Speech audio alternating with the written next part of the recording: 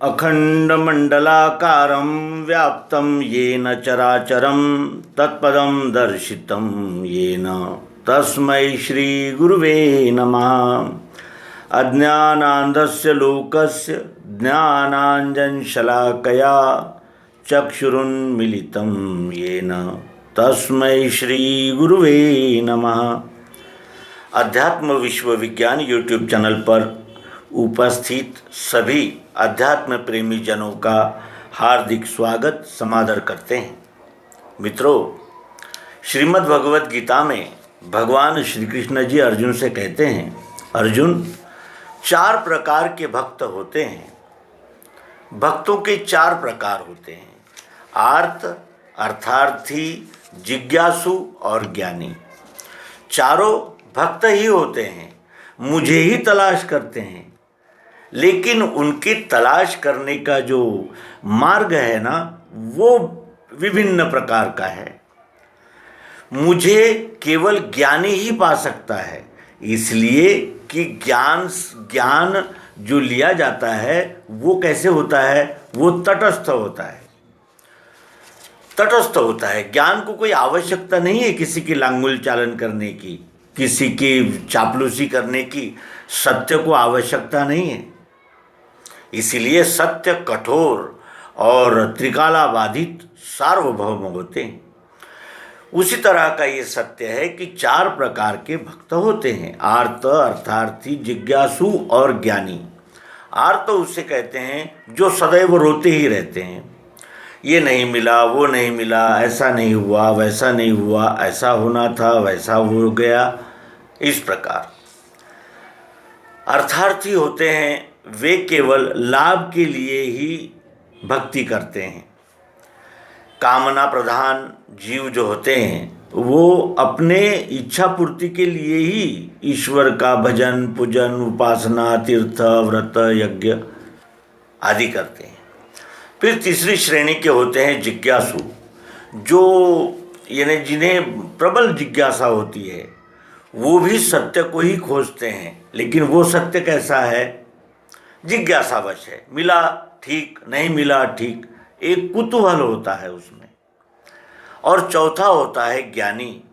ज्ञानी उसे कहते हैं जो अनुभव के द्वारा ये जान चुका है कि ये जीव स्वस्वरूप दर्शन के लिए ही आया है, इसके आने का अंतिम प्रयोजन यही है।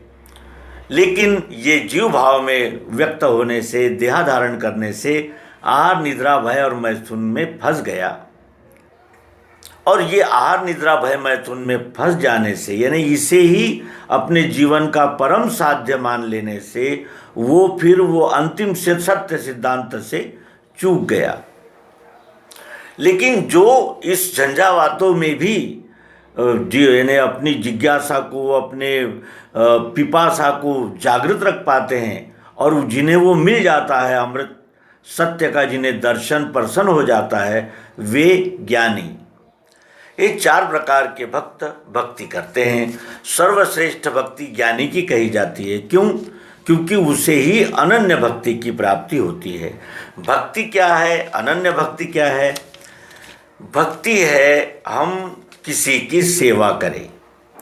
अनन्य भक्ति वो है कि कर्मफल की इच्छा, वासना और कर्तृत्व का अभिमान त्याग कर सर्वस्व समर्पण करते हुए विश्वरूप परमात्मा की भक्ति करना, यानी वर्ण धर्म द्वारा उसकी सेवा में लग जाना, जिसे घुलना कहते हैं। अपने अहंकार का संपूर्ण विलीनीकरण, विलय कर देना, ये अनन्य भक्ति होती है। और इसी अनन्य भक्ति का हमें संपूर्ण परिचय और बोध सद्गुरु भगवान श्री मायानंद जी चैतन्य सर्वांग योग के 8वें अध्याय में करा रहे हैं।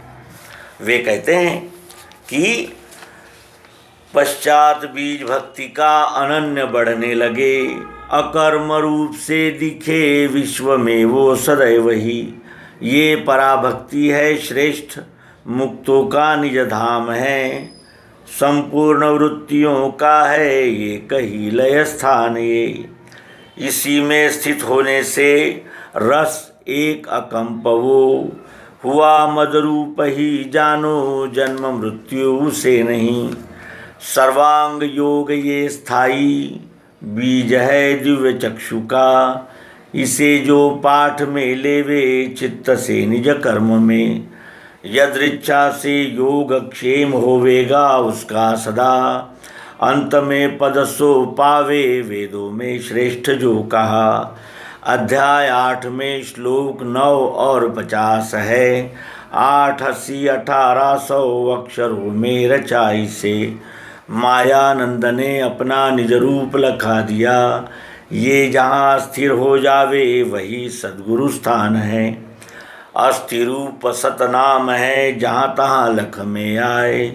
अस निश्चय जिनके हिये, वे अनन्य पद पाए।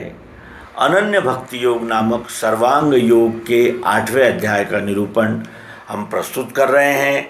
और इस भक्ति को प्राप्त करते ही जीव जीवन मुक्त हो जाता है, क्योंकि फिर उसके पास देहाभिमान, देहासक्ति और अनेक प्रकार के पंथ, मत, संप्रदाय, ग्रंथ, इनका अभिमान, ऐसा कुछ भी नहीं बचता।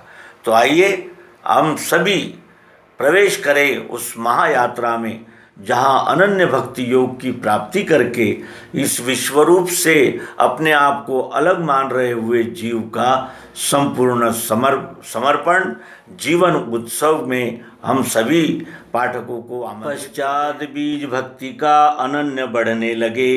अकर्म रूप से दिखे विश्व में वो सदैव ही। पश्चात बीज भक्ति के अनन्य बढ़ने लगे। किसके पश्चात? किसके पश्चात? यहाँ अध्याय की शुरुआत ही पहला ही शब्द यह है कि पश्चात बीज भक्ति का अनन्य बढ़ने लगे। अकर्म रूप से दिखे विश्व में वो सदैव ही। ऐसा कब होता है? ऐसा तब होता है जब दृश्य साकार वही है निराकार भी वही।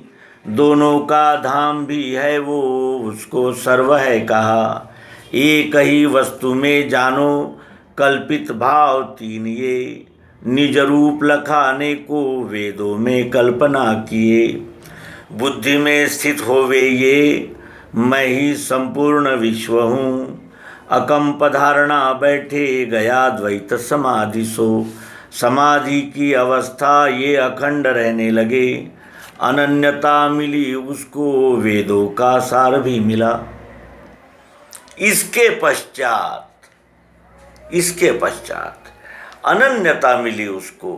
जब हम देख लेते हैं कि पृथ्वी जल अग्नि वायु आकाश शब्द स्पर्श रूप रस गंध बनकर इस विश्व के कण कण में ओतप्रोत व्याप्त है। जब हम देखते हैं कि सतोगुण रजोगुण तमोगुण से कोई भी चीज, कोई भी वस्तु, जीव, चर अचर मुक्त नहीं है, ये जब हम जान लेते हैं, उसके अनंतर हम देखते हैं अपने बुद्धि से कि यहाँ सर्वत्र प्रियत्व ही व्याप्त है। चारों ओर अस्तित्व जो है वो प्रियत्व रूप से भासमान हो रहा है। इस तरह जब हम अभेद का दर्शन कर लेते हैं, तब क्या होता है? तब अनन्यता की प्राप्ति होती है। जीव का व्यष्टि अहंकार समष्टि अहंकार में घुल जाना, इसे ही मुक्ति कहते हैं, इसे ही समत्व बुद्धि कहते हैं। और हमने देखा था कि ये अष्टधा दृश्य है और निराकार जो चाह जरूरत प्रियत्व रूप मिठास है, इन दोनों का धाम नाम है। वस्तु का नाम होता है, नाम से ही वस्तु जानी जाती है। और एक ही वस्तु में हमने तीन भाव जान लिए। इस प्रकार हमारे सभी संदेह भ्रम नष्ट हो गए। और फिर जब बुद्धि में ये स्थित हो गया कि मैं ही संपूर्ण विश्व हूँ, मैं ही अग्नि हूँ, मैं ही आकाश हूँ, मैं ही पृथ्वी हूँ, मैं ही जल हूँ, मैं ही वायु हूँ, मैं ही सतोगुण रजोगुण तमोगुण हूँ, और जो प्रियत्व यहाँ है वही प्रियत्व यहाँ भी है, यहाँ भी है, यहाँ भी है। भेद रहा ही नहीं। तब अनन्यता मिली उसको और वेदों का सार भी मिला। उसे उसका प्रश्न था मुमुक्षु का सही सर्वांग योग में, तत्त्वम असि, क्या है, रहता कहाँ? उसका संपूर्ण उत्तर मिल जाता है कि तत् क्षर है, त्वम अक्षर है और असि नाम है। इन 3 भावों में ही वस्तु को जाना जाता है और इस तरह हमारा भी समावेश वस्तु में हो गया, हम भी वस्तु रूप ही हो गए। स्वरूप बोध के लिए ये प्रयास चल रहा था और अब हमें अपना स्वस्वरूप इतना विशाल, अखंड, ओतप्रोत और सर्व ओर सर्वभौम नजर आने लगा। तब ये समाधि की अवस्था फिर बुद्धि समत्व में स्थित हो जाती है, अखंड रहने लगे, अनन्यता मिली उसको और वेदों का सार सर्वम खल्विदम ब्रह्म, ये वेदों का सार भी उसे प्राप्त हो गया। अब पश्चात भी अब वस्तु को जान लिया कि ये विश्व ही परमात्मा है, हम इसी से निर्माण होते हैं, इसी में रहते हैं और अंत में इसी में ही हमारा लय हो जाता है। ये त्रिपुटीमय विश्वरूप परमात्मा है। ये जब हमारे अनुभव में आता है, फिर उसके पश्चात बीज भक्ति का अनन्य बढ़ने लगे। अब अनन्य भक्ति का बीज बढ़ने लगता है। भक्त तो चारों हैं, आर्त, अर्थार्थी, जिज्ञासु और ज्ञानी, ये चारों भक्त ही तो है। लेकिन अनन्य भक्त जो इनके आगे की स्टेप है, आर्त, अर्थार्थी, जिज्ञासु और ज्ञानी, ये इस विश्वरूप परमात्मा को नहीं जानते। सद्गुरु के विज्ञान योग द्वारा, जो प्रयोग द्वारा तत्व दर्शन से इस बोध को जानते हैं, उन्हें विज्ञानी कहते हैं। और विज्ञानी ही अनन्य हो सकता है, ज्ञानी नहीं हो सकता। ज्ञानी और विज्ञानी में अंतर होता है। ज्ञानी होता है शब्द पंडित, व्याख्यान कुशल और जानकारी की तरह इस सिद्धांत को ध्यान में रखने वाला, स्मरण रखने वाला। और विज्ञानी उसे कहते हैं स्मरण रखे हुए सिद्धांत को अनुभवों की कसौटी पर कसने के बाद मानना, कसने के बाद स्वीकार करना, इसे विज्ञान कहते हैं। जानना विज्ञान है। तो इस तरह जब वो विज्ञानी पुरुष इस बोध के बाद उसने भक्ति का बीज उठता है, अनन्य बढ़ने लगता है। भक्ति का बीज अनन्य रूप से बढ़ने लगता है। अकर्म रूप से दिखे विश्व में वो सदैव ही, वो भी शरीरधारी है, वो भी कर्म करता है, लेकिन कैसा कर्म करता है? अकर्म रूप से दिखता है उसका कर्म। अकर्म किसे कहते हैं? जिसमें हमारी व्यष्टि भावना न लगी हो, हमारा स्वार्थ हित न लगा हो और हमारी संकुचित यानी अहंकार न लगा हुआ हो और मैं करता हूँ और मुझे ही फल मिलना चाहिए, इस प्रकार की भावना न लगी हुई हो, उसे अकर्म कहते हैं। कर्तव्य तो सभी करते हैं, लेकिन एक का कर्तव्य धर्म हो जाता है और एक का कर्तव्य वियोगात्मक अधर्म हो जाता है। वही कर्म भक्ति बन सकती है और वही कर्म बंधन कारक भी हो सकता है। क्यों? क्योंकि उद्देश्य में फर्क होता है। और उद्देश्य में क्या फर्क होता है, ये तो हम जानते चले जा रहे हैं। अकर्म रूप से दिखे विश्व में वो सदैव ही, ये पराभक्ति है श्रेष्ठ। ये पराभक्ति श्रेष्ठ भक्ति है, क्योंकि ये जान कर की हुई अनन्य भक्ति है। इसलिए सद्गुरु कहते हैं कि ये पराभक्ति है श्रेष्ठ, मुक्तों का निज धाम है, संपूर्ण वृत्तियों का है एक ही लय स्थान। संपूर्ण वृत्तियों का एक ही लय स्थान है। इसी में स्थित होने से रस एक अकंप वो, इसी भाव में सतत सदैव स्थिर रहने वाले को अकंप भाव पैदा हो जाता है, क्योंकि अब उसने अनुभव के द्वारा प्रत्यक्ष जान कर इस बात को स्वीकार किया है कि मैं क्षुद्र अहंकार ये 3.5 हाथ का ही नहीं हूँ, तो मैं विराट हूँ, अखंड हूँ, अनंत हूँ, उसी का अंश हूँ। जैसा एक इसका कण ये जान जाए कि मैं डल्ले से बिछड़ा नहीं हूँ, जो डल्ले में है वही मुझ में है, डल्ले में और मुझ में कोई अंतर नहीं है, डल्ले से ही मैं निकला हूँ और डल्ले में ही विलीन हो रहा हूँ। इस प्रकार इस कण को, इस जीवात्मा को बोध जब हो जाता है तब उसको वो इस भाव में अकंप अखंड रहने लगता है और फिर वो ऐसा जो अखंड परमात्मा भाव में रहने लगता है। फिर हुआ मद्रूप ही जानो, हुआ मद्रूप ही जानो, अब शक्कर पानी में घुल गई। हुआ मद्रूप ही जानो, जन्म मृत्यु उससे नहीं, उससे जन्म भी नहीं है और मृत्यु भी नहीं है, क्योंकि वो जानता है कि पृथ्वी जल अग्नि वायु आकाश इनका कभी जन्म हुआ ही नहीं, ये तो अनादि है। सतोगुण रजोगुण तमोगुण इनका तो कभी जन्म हुआ ही नहीं है, ये अनादि है।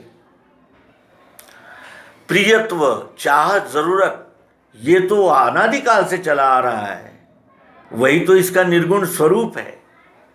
और ये दोनों अलग नहीं है, नाम में इन सब दोनों भावों का लय हो जाता है। ये वो जानता है और इस तरह वो जानता है, इसलिए फिर जब वो कर्म क्षेत्र में आता है तो हुआ मद्रूप ही जानो, जन्म मृत्यु से नहीं। अब उसका भी जन्म मृत्यु होगा, लेकिन अब वो जन्म मृत्यु से भयभीत नहीं होगा, क्योंकि वो जानता है ये तो उदय और अस्त का खेल है, ये बनना और लय होना ये खेल है इस प्रकृति का। और जिस तरह पंच महाभूत और मन से दिखने वाले 3 गुण और 4 जरूरत प्रियत्व अमर है, अजर है, तो फिर मेरा भी जन्म नहीं होता और मृत्यु नहीं होता। जन्म नहीं होता और मृत्यु नहीं होता, केवल ये रूपांतरण का खेल सतत चलता रहता है। ये बोध होते ही हुआ मद्रूप ही जानो, जन्म मृत्यु उसे नहीं, उसे फिर जन्म मृत्यु की कल्पना नहीं रहती, क्योंकि अब उसने अमर अखंड का दर्शन कर लिया। भगवान श्री कृष्ण जी भी श्रीमद् भगवद गीता में कहते हैं कि नैनम छिंदन्ति शस्त्राणि नैनम दहति पावकः।